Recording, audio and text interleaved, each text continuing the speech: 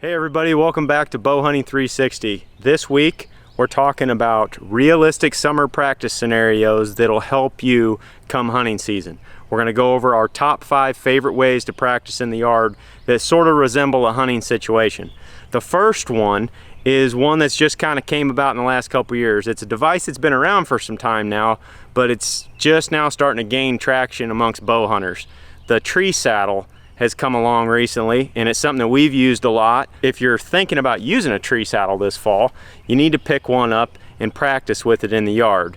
As you can see in some of these clips, Ted's up in the tree with his saddle and platform on, and he's trying different shot angles from different directions. So he's pivoting his body around the tree in odd positions and stuff, just sort of mentally preparing for those types of potential shots in the field during the fall.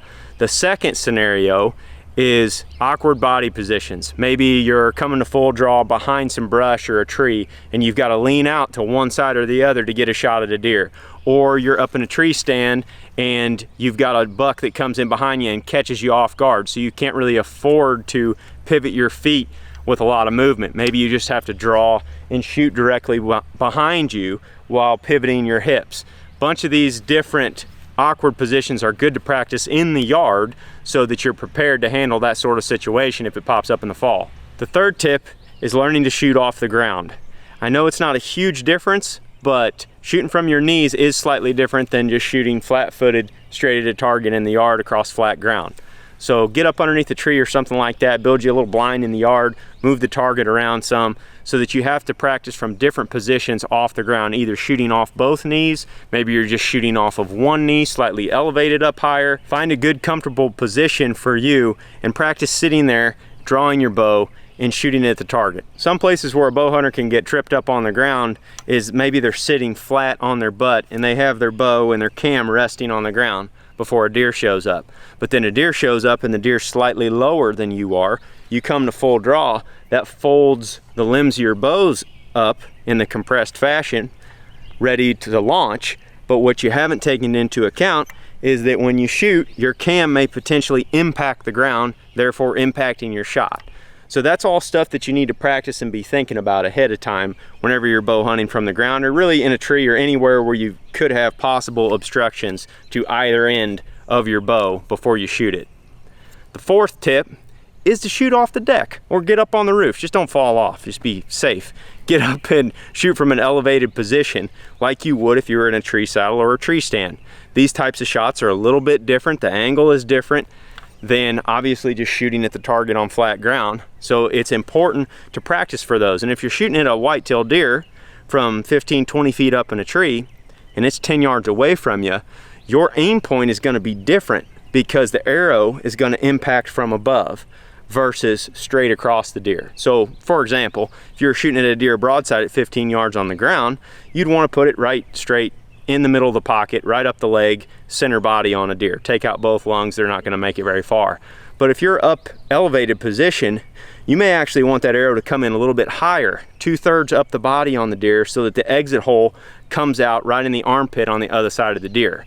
Because if you accidentally hit a little bit too low on one of those very steep angled shots, you can miss everything going down through the deer. So keep that in mind when you're practicing.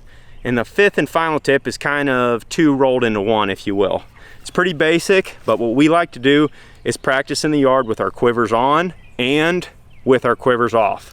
As you can tell, I have one that's just a quick detach here, and it's easy to pop off. A lot of folks that are hunting, whitetails in a setup of some kind will take their quiver off when they get set up and they'll hang it up, they'll move it to the side or something like that. I mean, I like to do that pretty often, but I need to practice without the quiver on. However, you also need to practice with it on in case you get an opportunity on your way into your spot, or maybe say you're still hunting through the woods with all your arrows right here, or you could be a person that just likes hunting with your quiver right here at the ready on the bow.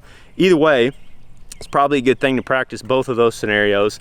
And as you'll see in some of these clips, we're practicing with our broadheads. This is a tip that we've talked about over and over again, but I can't stress it enough.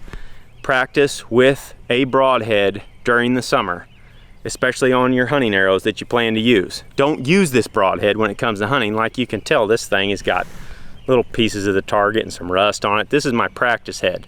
I don't shoot my hunting heads. I want to keep those things super sharp for hunting. But when it comes time to go hunting, I'll unscrew this practice head and I'll put on one of my sharp ones on my #1 arrow right here that I know has been shooting true into the target all summer, and I'll be ready to rock and roll. So, all right guys, that's gonna wrap it up for this video. Be sure, if you haven't already, take your bow to your local archery shop, get everything inspected, make sure it's good to go before hunting season gets here. And if you want to get in some more realistic practice with your buddies, contact your local sportsman or archery groups and see what kind of 3D shoots they have going on in August. That's a huge month for 3D archery. It can be a lot of fun. So get out there, do some more practicing, and good luck in the field this fall. Thanks for watching.